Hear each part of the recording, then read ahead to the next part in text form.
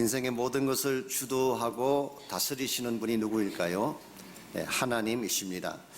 그분이 우리 인생의 시작자요 마지막 심판자이시기 때문에 인생의 모든 것은 그분에게 달려 있습니다. 성공과 실패도 그분에게 달려 있고 생사화복도 그분에게 달려 있고 인생의 진행과 멈춤도 그분에게 달려 있습니다. 그러므로 우리의 능력이나 머리를 믿어서는 안 됩니다. 정치적인 환경이나 행운에 우리 인생을 걸어서도 안 됩니다. 오직 모든 것을 다스리고 가능케 하시는 하나님에게 걸 때 우리 인생이 바르게 되고 막힘담도 열려지게 되고 정말 가야 할 바른 방향으로 전진할 수가 있는 것입니다. 여러분이 잘 아시는 바대로 1989년 11월 달에 서독과 동독을 가로막던 베를린 장벽이 무너졌습니다.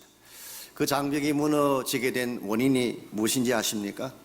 일반적으로는 고르바초프나 레이건 대통령이 무너뜨렸다 그렇게 생각을 많이 해왔는데요, 몇 년 전에 그것이 아니라는 주장이 나왔습니다. 그 당시 동독의 선전 담당 비서관이었던 귄터 샤버버스키라고 하는 사람이 있었는데, 이 사람이 기자회견 때 실수한 말 한마디 때문이라고 말합니다. 이번에 1989년 11월 6일 기자들을 모아놓고 회견을 하는 가운데에 사실은 그 전날까지 휴가를 다녀왔습니다. 그래서 아마 그 전날까지 술을 많이 잡수고 오셨는지 좀 몽롱한 상태에서 회견장에서 정부에서 읽으라고 보내준 그 공문을 읽어 내려가기 시작한 것입니다. 내용이 뭐냐고 하면 앞으로 여행의 문을 넓히기 위해서 출국 비자를 없애겠다고 하는, 동독의 문을 열겠다고 하는 그런 내용입니다. 근데 사실 이것은 일종의 정치적인 제스처였고 실제로 이것을 행하려면 몇 년이 걸릴지도 모르는 그런 사안인데, 이 전문을 읽자마자 이태리 기자 한 사람이 질문을 했어요. 언제부터 시행할 것입니까? 그때 이 사람이 엉격거려 immediately, 지금 즉시 당장이라고 대답을 했습니다. 근데 이 장면이 동독을 비롯한 전 세계 그대로 생중계가 됐어요. 그 순간에 동독 국경에 모여있던 수십만 명이 몰려오는 바람에 베를린 장벽이 무너지게 되었다. 사실은 이것이 몇 년 전에 발간된 책에 나오는 내용입니다. 책 제목이 The Collapse, 붕괴라고 하는 그런 제목인데 부제가 이렇게 되어 있습니다. Accidental Opening of the Berlin Wall. 여기 accidental이라고 하는 것은 우연히, 사고로, 그런 뜻입니다. 여러분, 38년 동안 막혀있던, 동서를 막고 있던 그 장벽이 우연히 무너졌을까요? 술김에 한 말 한마디 때문에 그것이 붕괴되었을까요? 그렇게 보는 것은 너무나 좀 단편적으로 또 셜로하게 보는 생각이 아닌가 생각합니다. 사실은 이 모든 사건 뒤에 하나님이 계셨어요. 나중에 BBC 방송이 보도한 바에 의하면은 이 일이 있기 훨씬 전인 1982년부터 라이프치히에 있는 세인트 니콜라스 교회에서 매주 월요일마다 기도회가 모였습니다. Every Monday, 매주 월요일이 되면 기도하기 위한 사람들이 몰려와서 동서를 가로막고 있는 장벽을 무너뜨려달라는 기도가 시작됐어요. 처음에는 소수였습니다마는 시간이 갈수록 점점 늘어나기 시작했고, 나중에는 숫자가 너무 많아져서 교회 안에서 보이지 못하고 바깥으로 나갔어요. 7만 명이 거리로 나와서 기도하며 행진했습니다.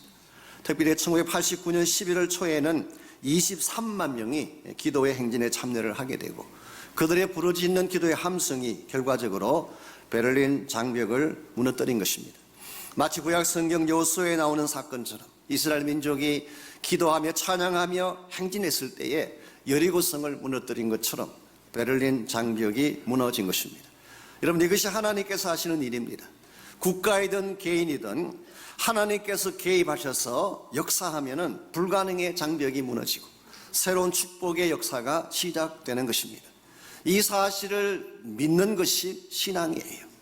내가 인생을 주도하는 것이 아니라 하나님이 주도하시고 하나님께서 모든 것을 다스릴 때에 기적이 일어나고 새로운 축복이 일어남을 믿고 순종함으로 하나님께 나가는 것이 성경이 기록하고 있는 신앙의 바른 모습입니다. 오늘 여러분과 제가 건강한 신앙생활을 살고 참된 성경적인 기적을 체험하기를 원한다면 내 인생의 주권자가 내가 아니라 하나님이 되어야 합니다. 하나님이 절대 주권을 가지고 나의 삶을 다스리기 시작할 때, 그리고 우리 인생 전체를 그분에게 맡겼을 때에 우리 인간이 상상조차 할 수 없는 엄청난 일들이 벌어지고 아름다운 역사가 일어나는 것입니다. 오늘 같이 봉독한 본문에 보시면은 이스라엘 민족의 태동과 그 형성 과정, 그리고 마지막 출애굽할 때까지 그 과정을, 역사적인 내용을 오늘 본문이 소개하고 있습니다. 사도 바울은 지난주에 이어서 하나님의 절대 주권을 설명해 가던 중에 오늘 본문에 와서 이스라엘 민족의 역사 속에 나타난 하나님의 절대 주권, 하나님의 다스림을 소개하고 있습니다. 먼저 9절 말씀 보시면 약속의 말씀은 이것이니, 이스라엘 민족의 시작은 약속으로부터 시작됩니다. 창세기 12장에 보게 되면 하나님께서 아브라함을 부르신 후에 약속을 주셨어요. 우리는 이것을 아브라함의 언약이라고 부르죠. 이와 같은 내용입니다. 내가 너로 큰 민족을 이루고 너에게 복을 주어 내 이름을 창대케 하리니 너는 복이 될지로다. 그리고 나서 계속 말씀하시기를 땅의 모든 족속이 너로 말미암아 복을 얻을 것이다. 이것이 히브리 민족의 기원입니다. 이와 같이 하나님께서는 아브라함을 부르셔서 약속을 주신 후에 그의 아들 이삭을 통해서 2명의 아들을 낳게 합니다. 그 중에 하나가 에서이고 또 하나가 야곱이었죠. 오늘 말씀 12절에 보게 되면 이와 같이 2 아이를 이삭을 통해서 혹은 리브가를 통해서 낳게 되는데요, 12절 말씀 보시면 이렇게 기록됩니다. 리브가에게 이르시되 큰 자가 어린 자를 섬기리라 하셨나니. 자, 큰 자가 누구입니까? 간발의 차로 먼저 나온 에서, 어린 자가 야곱을 의미하는 것입니다.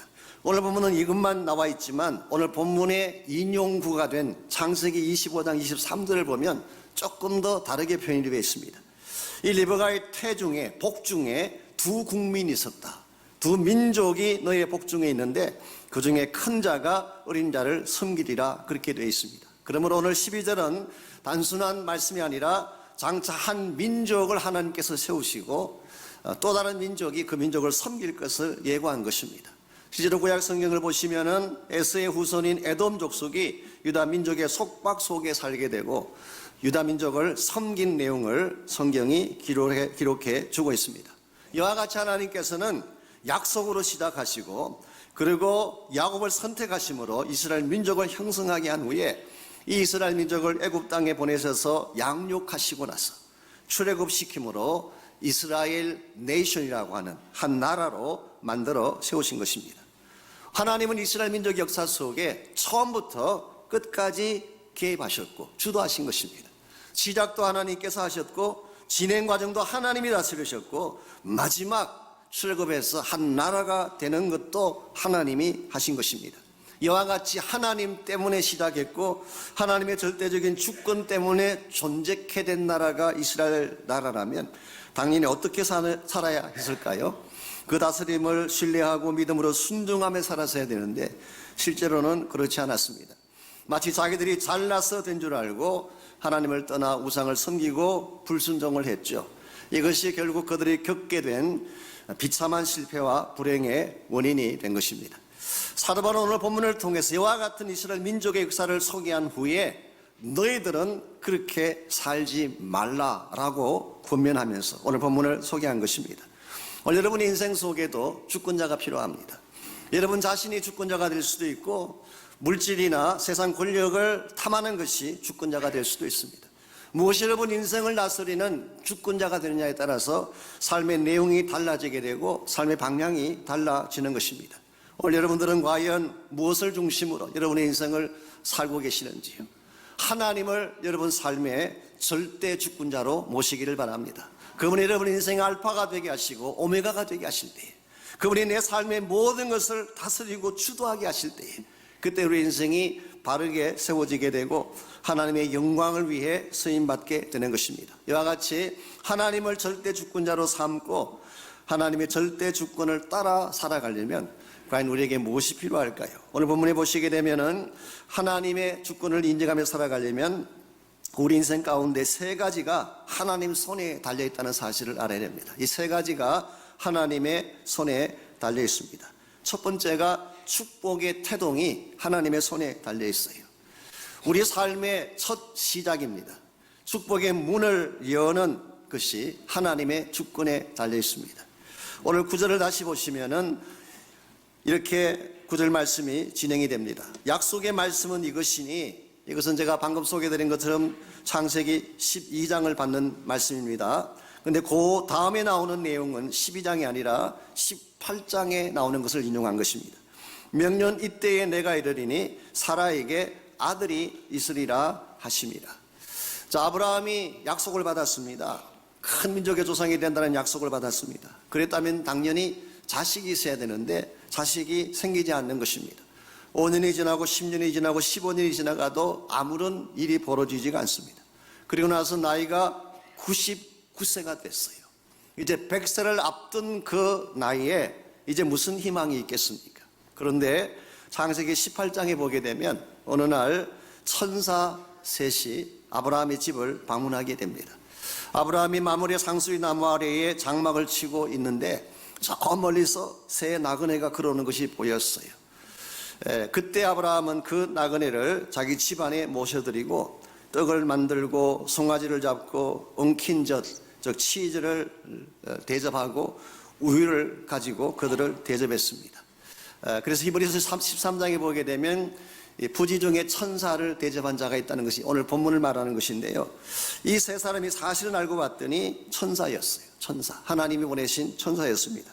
그때 이 대접을 했더니 천사 중에 한 분이 아브라함에게 다음과 같은 말을 하는 것입니다. 나중에 다시 설명을 드리겠지만 이 천사 중에 한 분은 그냥 천사가 아닙니다. 아브라함이 처음부터 그 천사를 향해서 My Lord, 주라고 불렀어요. 그리고 18장 10절에 보게 되면 그 천사라고 했던 그 내용을 여호와로 바꿔 적었어요. 그래서 그게 나오는 천사는 그냥 천사가 아니라 성육신 하시기 전에 예수 그리스도일 가능성이 많습니다. 그래서 바로 하나님이신 그분이 직접 아브라함에게 말씀하시기를 내년 이맘때가 되면 내가 반드시 너에게로 돌아오니 내 아내 사라에게 아들이 있으리라. 이것이 바로 오늘 로마서 9장 9절에서 인용한 그 말씀이 여기서 나온 것입니다. 이와 같은 말을 사라가 텐트 바깥에서 엿들었어요. 내년 이맘때 아들을 낳으리라. 그 말을 듣고 나서 사라가 어떤 반응을 보였을까요? 웃었어요. 이 웃음은 그냥 웃음이 아닙니다. 피식 웃은 웃음. maybe 불신의 웃음이라고 말할 수 있습니다. 우리 식으로 표현하면 농담도 지나치네요. You kidding, 뭐 그런 식의 웃음을 웃은 것입니다. 그것도 그럴 수밖에 없는 것이 당시 아브라함의 나이가 99세고 사라의 나이가 89세. 경수도 끊어지고 아기를 낳기에는 너무 늙은 나이였기 때문에 웃을 수밖에 없었습니다. 그때 18장 13절에 보면 아까 천사가 말씀하시는데 여호와께서라고 바꾸었어요. 여호와께서 아브라함에게 이르시되 왜 웃으며 이르기를 내가 늙었거늘 어떻게 아들을 낳으려 하느냐. 그리고 14절에서 유명한 말씀을 선합니다. 여호와께 능하지 못할 일이 있겠느냐. Is anything too hard for the Lord? NIV는 그렇게 번역을 했는데 홀만 바이블은 Is anything impossible for the Lord? 주님에게, 여호와에게 불가능한 일이 있겠느냐. 89세가 아니라 어떤 상태일지라도 여호와께서 개입하시면 불가능할이 있겠느냐.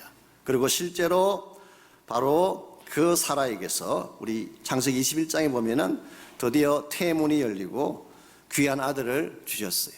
그래서 그 아들의 이름을 이삭이라고 지었죠. 이삭의 이름 뜻도 뭘까요? 웃음이라고 하는 뜻입니다.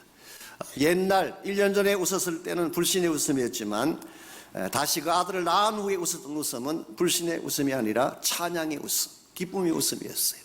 여호와께서 나에게 아들을 주셔서 내 기쁨이 충만하다라고 해서 그 참지 못할 웃음을 의미하는 이삭이라는 이름을 붙이게 된 것입니다. 사랑하는 성도 여러분, 이것이 하나님께서 하시는 일입니다.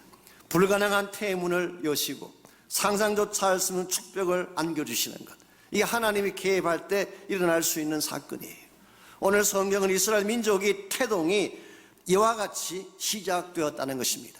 그들이 잘났어도 아니고 그들이 노력했어도 아니고 그들이 힘을 써서 탄생한 것이 이스라엘 민족이 아니라 하나님이 불가능의 문을 열고 불가능의 축복을 잉태케 하심으로 비로소 생기게 된 민족. 이런 측면에서 오늘 이스라엘 민족만 그런 것이 아니라 여러분과 저의 삶도 마찬가지입니다. 우리 인생에서 노력하고 힘쓴다고 축복의 문이 열릴까요? maybe 여러분의 가정에도 닫힌 문의 현실들이 있을 것입니다. 경제적으로 닫힌 문을 가진 분도 있을 것이고, 육체 질병 때문에 닫힌 문을 경험하는 분도 있을 것이고, 관계에 닫힌 문 때문에 신음하는 분도 계실지 모르겠어요. 우리가 발버둥 치고 노력한다고 그 문들이 열려질까요? 우리 힘으로 안 됩니다. 하나님이 개입하시면 문이 열려지는 것입니다. 하나님은 모든 축복의 문을 여시는 분이기 때문에, 그러므로 여러분께서 앞으로 무슨 일을 행하든지 하나님과 함께 시작하시기 바랍니다. 사업을 시작하든 인생의 플랜을 시작하시든 무엇을 하시든 하나님과 함께 시작하면 하나님이 문을 열어주셔서 창대하게 만들어 가시는 것입니다. 이와 같이 우리 삶 가운데에 하나님을 절대 주권자로 인정하고 그분에게 순복하게 되면 하나님은 닫혀있는 축복의 문을 열고 새로운 삶을 시작해 하십니다. 두 번째로 하나님께 주권을 드리게 되면 사랑의 선택을 받게 돼요. 우리가 하나님의 사랑을 받는 것은 전적으로 하나님께 달린 것입니다. 우리가 하나님을 먼저 사랑한 것이 아니라 하나님이 사랑하시기로 작정하셨기 때문에 우리 모두가 사랑의 선택을 받게 된 것입니다. 13절 말씀 보시면 오늘 성경은 이렇게 기록합니다. 기록된 바 내가 야곱을 사랑하고 에서는 미워하였다 하심과 같으니라.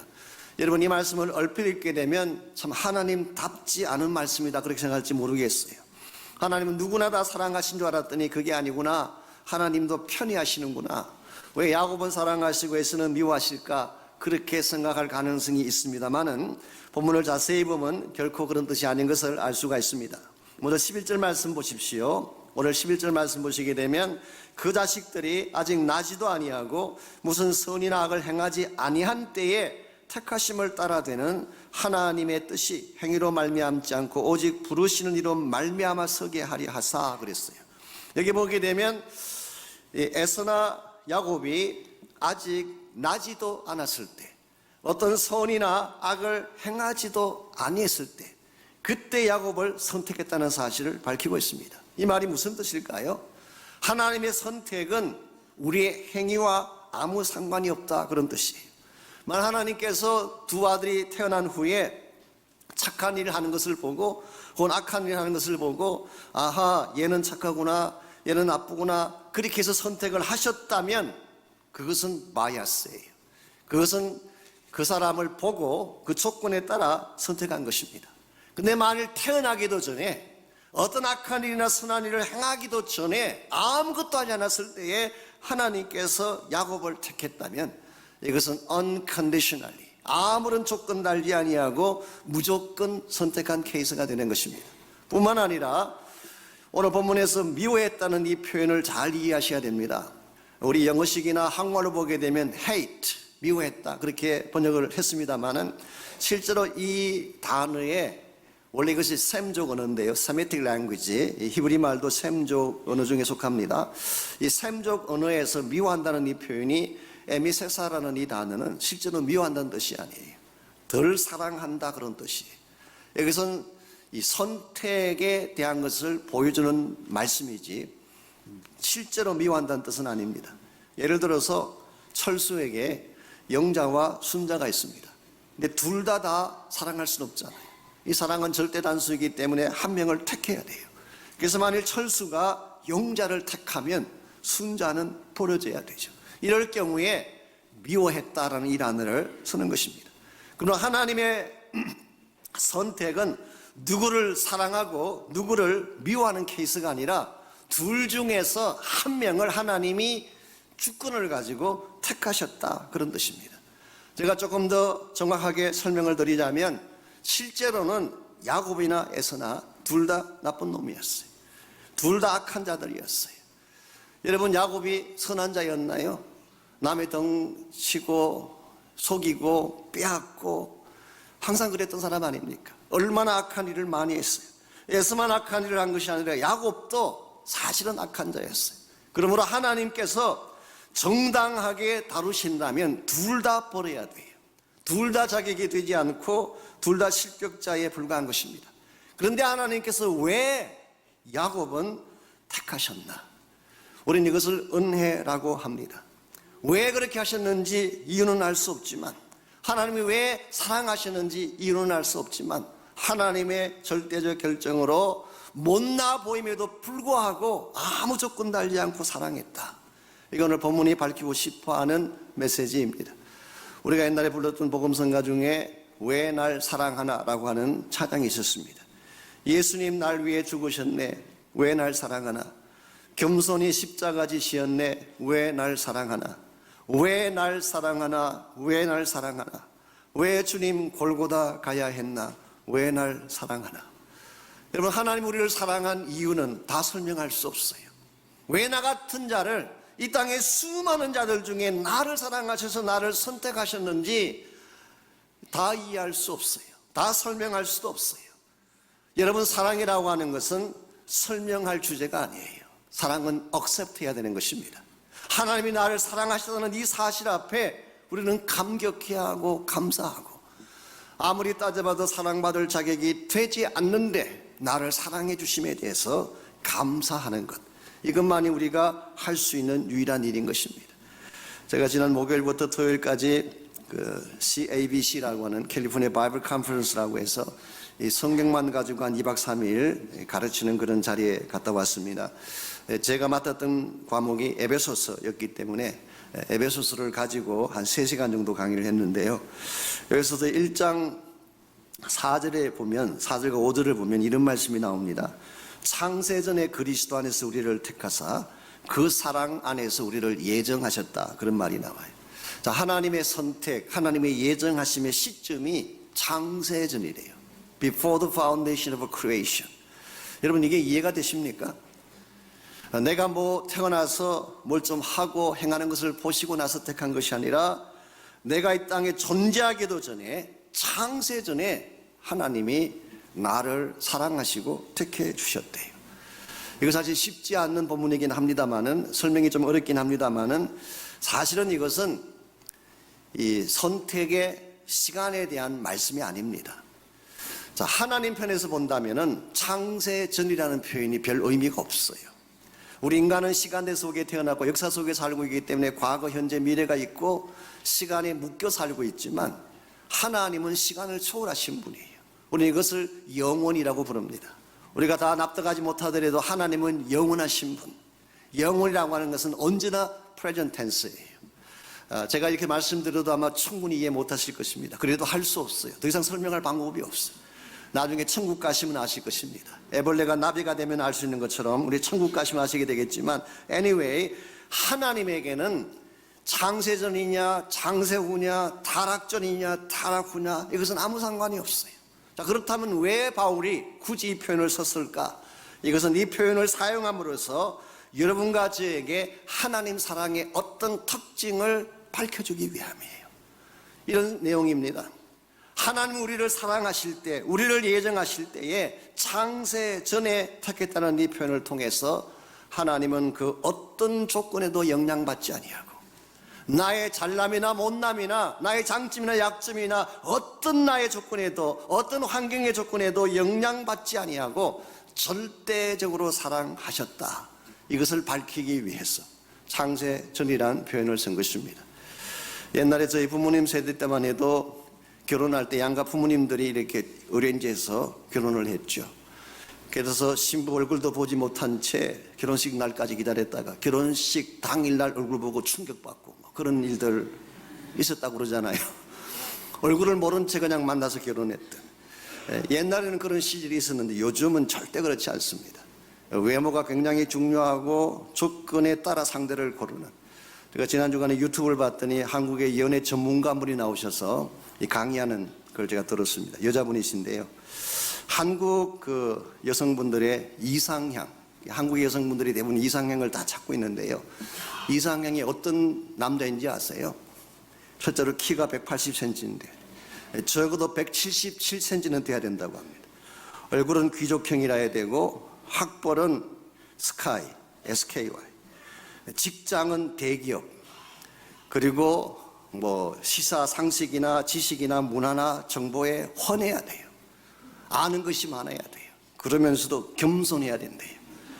자매가 잘 모르면 야 그것도 모르네 이렇게 말하지 않고 많이 알면서도 그걸 티내지 아니하는, 영어는 기본이고 유머 감각은 필수이고 옷 입는 센스가 탁월해야 되고 거기다가 집안 좋고 체력 빵빵한 가문을 가진 그런 남자. 세상에 이런 남자가 있을까요? 우리 강사분에 의하면은 매입이 전 세계에서 이런 조건을 갖춘 남자가 한 3명 정도 있을 가능성이 있대. 3명 정도. 그런데 이 3명 중에서 한국말을 할 가능성은 거의 없대요. 더구나 이 3명 중에 그들이 서울에 와서 살 확률은 거의 없대요. 더구나 서울에 와서 산다고 하더라도 당신과 만나 결혼할 가능성은 제로다, 그런 이야기 하셨어요. 한마디로 꿈 깨라, 그런 뜻입니다. 남자들은 어떤지 아세요? 남자들은 그렇게 복잡하지 않대요. 한 가지 조건이면 충분하대요. 예쁘면 된대요. 착한 거 필요 없대요. 왜냐하면 예쁜 게 착한 거니까. 아무 상관없대요. 오늘 인간들은 이렇게 조건을 따집니다. 우리가 사랑을 이야기하지만 굉장히 컨디션이 많아요. 내가 원하는 것, 내가 기대하는 것이 다 채워졌을 때 비로소 선택하고 만나고 결혼하는데, 만일 하나님이 이런 조건으로 우리를 선택하셨다면 우리 가운데 택함 받을 사람 아무도 없었을 거예요. 하나님은 처음부터 컨디션이 없으셨어요. 더 정확히 말하면 우리가 죄인일 때에, 가장 누추하고 악할 그때에, 정말 사랑할 만한 가치가 전무할 때에 먼저 우리를 향하여 시작하신 사랑이 하나님의 사랑이기 때문에 그 사랑은 절대 변치 않는 것입니다. 사도 바울은 이 사실을 우리가 태어나기도 전에, 창세 전에 우리를 사랑하신 사랑으로, 즉 절대적 사랑을 그렇게 표현한 것입니다. 여러분과 저의 인생이 정말 이 땅을 살아가면서도 상처받지 않고 흔들리지 않으려면 이 하나님의 절대적 사랑을 붙잡아야 됩니다. 여러분님이 경험하신 것처럼 세상의 인심은 변하는 것입니다. 내가 가진 것이 있고 건강하고 잘 나갈 때는 많은 자들이 찾아오지만, 여러분 병들고 가진 것 사라지면 어떻게 되는지 아세요? 다 떠나갑니다. 어제까지 사랑했던 사람이 그 다음날 변할 수 있어요.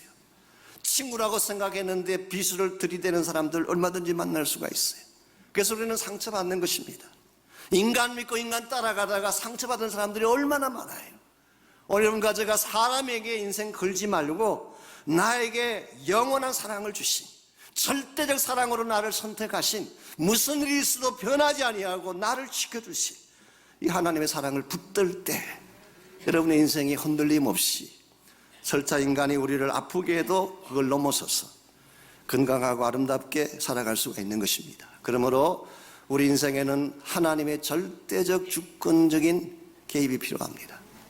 하나님의 절대적인 주권이 우리 삶을 다스리게 되면 우리 삶에 닫혀있던 축복의 문들이 열리기 시작해요. 새 축복의 사역이 열리는 것입니다. 뿐만 아니라 하나님의 절대적인 사랑이 우리를 붙들기 때문에 힘들고 어렵지만 우리는 당당하게 인생을 살아갈 수가 있어요.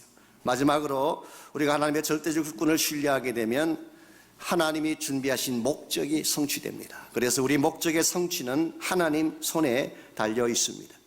축복의 문을 여는 것도 하나님이시지만 그것을 완성하시는 분도 하나님이십니다.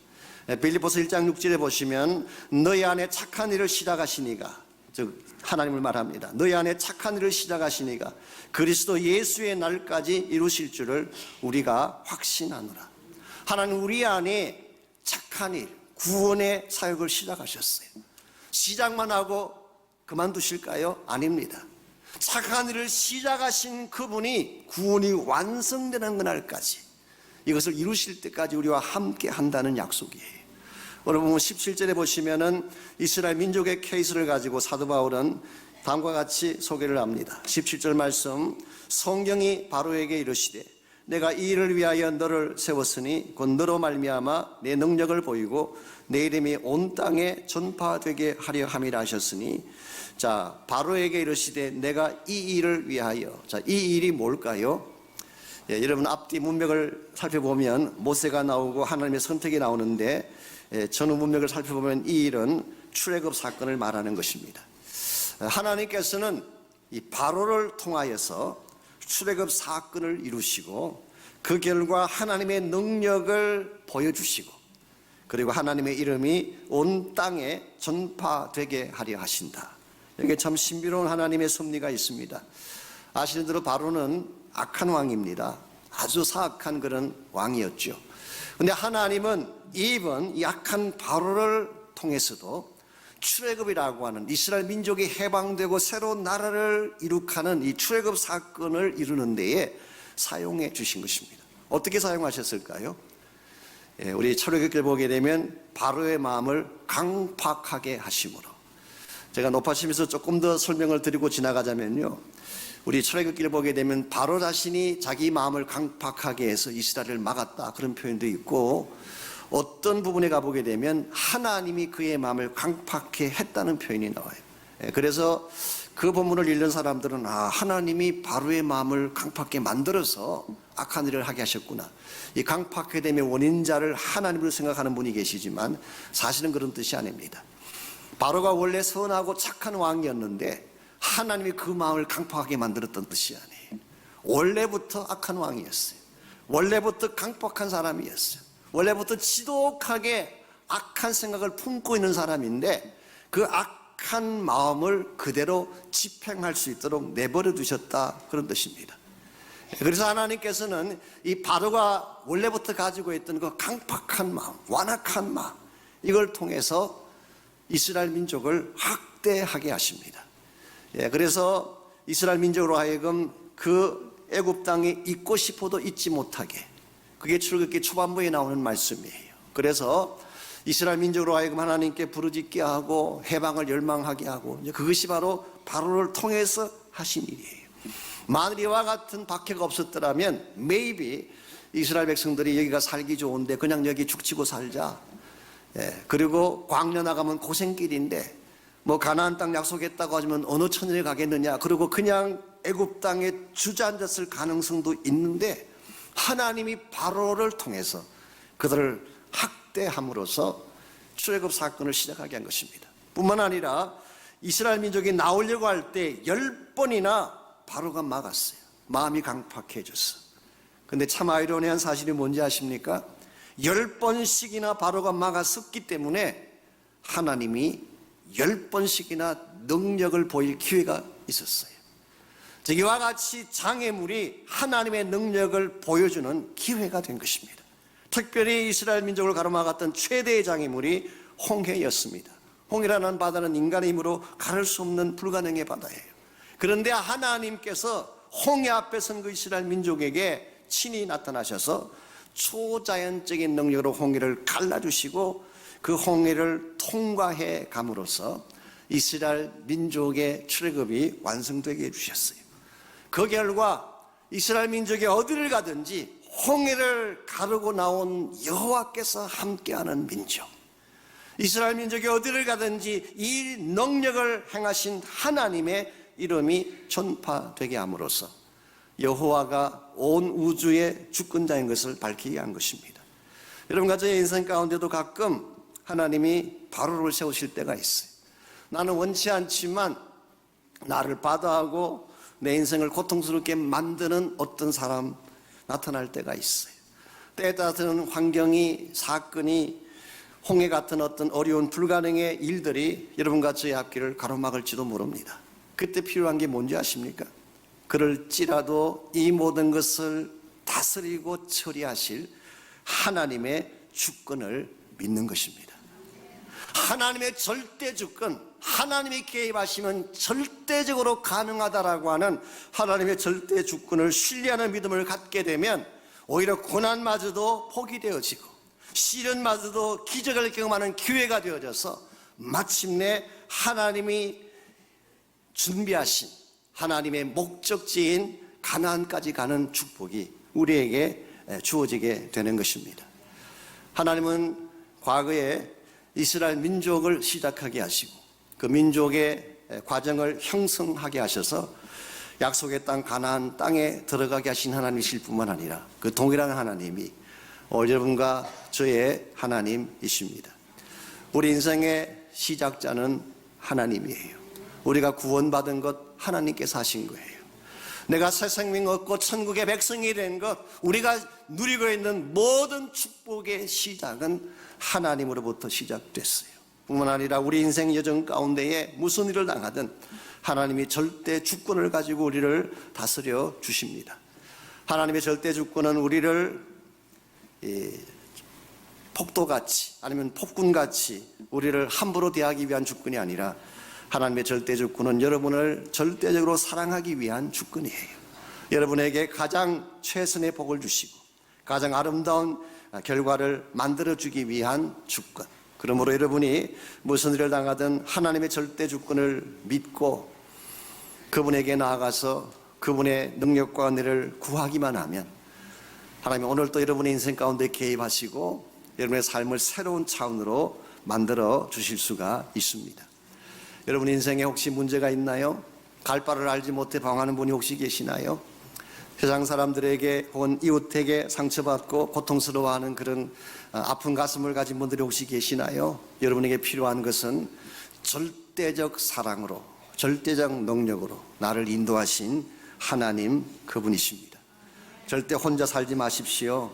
여러분의 능력과 힘으로 어려움을 헤쳐나가려고 발버둥 치지 마십시오. 절대 주권과 능력을 가지신 하나님께 나가서 그분의 개입을 요청하십시오.